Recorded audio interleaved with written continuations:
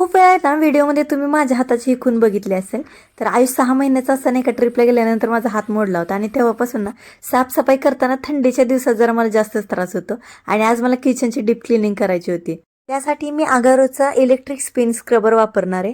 यात वेगवेगळ्या प्रकारचे ब्रश आहेत. हा मोठा ब्रिसल ब्रश आहे, ज्याच्यासाठी बाथरूमच्या टाईलसाठी किंवा किचनच्या टाईलसाठी वापरू शकतोय आपण. आणि या मशीनला ना हे रॉड अटॅच केल्यामुळे ना उंच भागाची स्वच्छता पण आपण व्यवस्थित करू शकतो.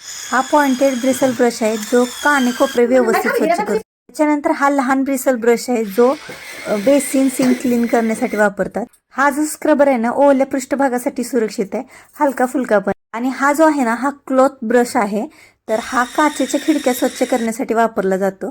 फायबर क्लॉथ ब्रश आहे, हे टाईल स्टोव किंवा गॅसचा नाही का तिथला भाग स्वच्छ करण्यासाठी तेलकट बिलकट निघून जाते व्यवस्थित. तर गॅस स्टोव साठी वापरला जातो.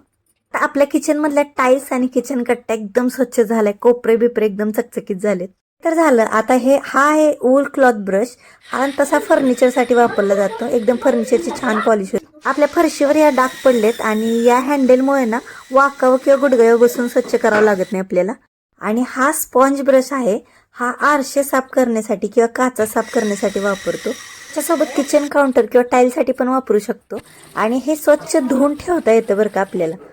सगळं झाल्यानंतर आपण एक एक ब्रश व्यवस्थित धुवून ठेवला. त्याच्यानंतर हे चार्जिंग लावलं आणि ह्याची पूर्ण बॅटरी चार्ज व्हायला 3 ते 4 तास लागतात आणि 90 मिनिटापर्यंत काम करते. हे आपलं काम झाल्यानंतर ना असं व्यवस्थित अडकवून ठेवू शकतो आपण.